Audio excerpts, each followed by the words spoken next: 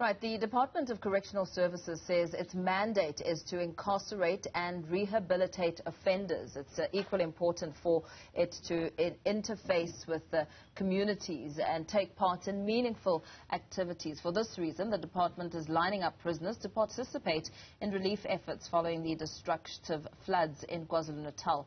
Acting National Commissioner of the country's Correctional Services, Makgothi Thobakgale, is joining us now to give some clarity around this. Very good afternoon to you. Thank you so much for your time. One would not expect prisoners to be assisting in an unprecedented time such as this because, of course, the mandate, your mandate as a department, is to incarcerate and rehabilitate. How did you end up putting your hand up to assist with KwaZulu-Natal floods? Yeah, thank you for the opportunity and greetings. The core of our mandate is to correct and rehabilitate offenders. We have been doing this work for quite some time, for many years.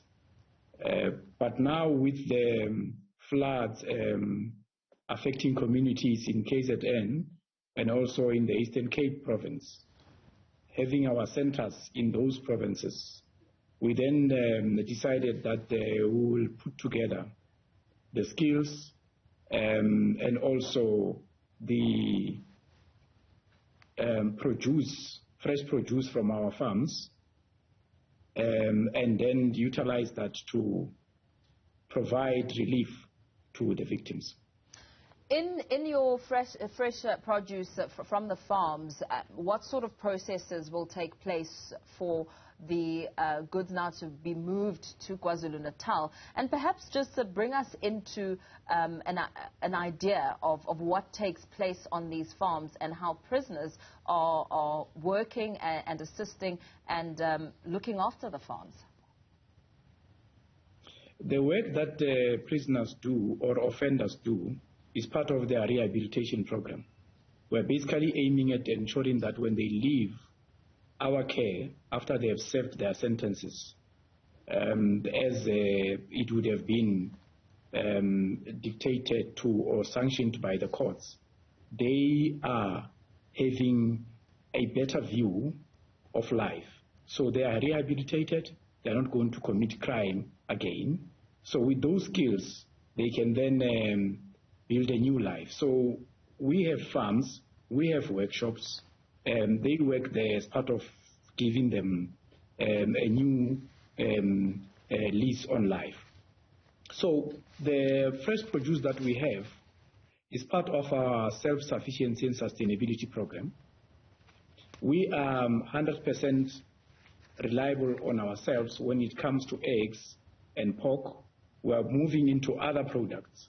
But basically, when it comes to vegetables, meat, and any ration that the offenders are supposed to have on a daily basis, we produce that, and that's what we are going to be giving to our communities.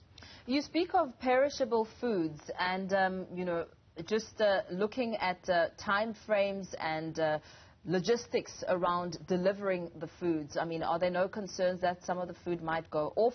Or what sort of system do you have in place to ensure that it does reach the people that it needs to?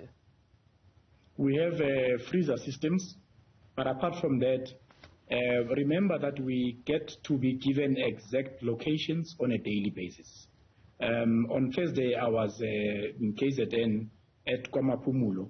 We went there on the day, delivered on the day with our trucks. So we are quite very efficient in terms of our logistics. Are you delivering the foods yourself as correctional services? Because yes, we are. It's an important question that I ask because of the elements of corruption that have come to the forefront when it comes to foods and a lot of the relief efforts that have been put in place not reaching the correct people. Is that something that would be of concern to you? Yes, it is, but we deliver to communities, we deliver to families, we go direct ourselves on the ground, and doing that ensures that the relief that we are providing goes straight to the people that actually deserve. There's also, as I take a look at the statement here that's been written, that you're also going to be assisting with infrastructural work when it comes to building and construction and all those efforts. How are you going to do that? We have programs that are running in our correctional facilities in the skills development sections. We basically teach and provide skills to offenders on bricklaying, on building, also on basically putting together an infrastructure that is functional, whether it's a home or it's an office. So as I indicated earlier on, we've been doing this for quite some time. So we have offenders that have got the skills. We take them to communities. They can build a home or a house from scratch or an office from scratch. We also have got workshops that can put together furniture. So when we leave that environment, we leave a functional facility. So that's what we are going to be providing to families that need our help. What about the security concerns that might perhaps come from the community or the general public as you bring offenders out to, yes, assist, but there is... it's with reason why they are incarcerated. That's a very interesting question. We work with communities. We work with councillors. We work with non-governmental organizations. We actually bring a blend of your offenders, your inmates that are incarcerated currently, and we also bring the parolees. So it's part of our social reintegration program, because we are preparing them to go into the community and be functional in a manner that contributes positively to the life of a community. So before we even start the project itself, we actually initiate the project with community members. They welcome them. We provide, of course, very strict, tight security. And we also have our own artisans who work with the offenders. Yeah. I mean, it's one thing to be a good Samaritan, lend a helping hand, bring in people to build houses, but where will the material come from? The material, in most instances, comes from our partners. We've got a wide range of partners that donate to the department, but also ourselves as members. We're already putting together relief material that we can use in these projects. And some of the areas that need to be rebuilt and some of the lives that have been shattered, of course, speak to infrastructural problems. Moving around is also a challenge. And some people have said that even as their homes have been completely destroyed, they are fearful of rebuilding their homes in the very same areas. What would your remark be around that? Well, we have seen, especially as I indicated that I was in KwaMaphumulo in KZN, some of the residents are not supposed to be residing where they are residing.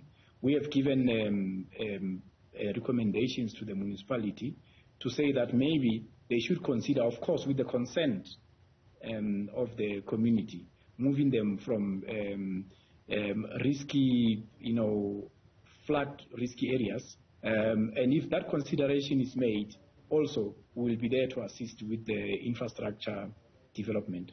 When are you hoping to roll out this part of the program? I mean, you make mention of the food that I understand is already in distribution, but when are you hoping to ensure that this project with the rebuilding takes place? We are ready. We already started in the week that is now coming to an end. We are going to be rolling it out from next week, continuing in the coming 2-3 months, because the effects of the floods are actually going to be with us for quite some time.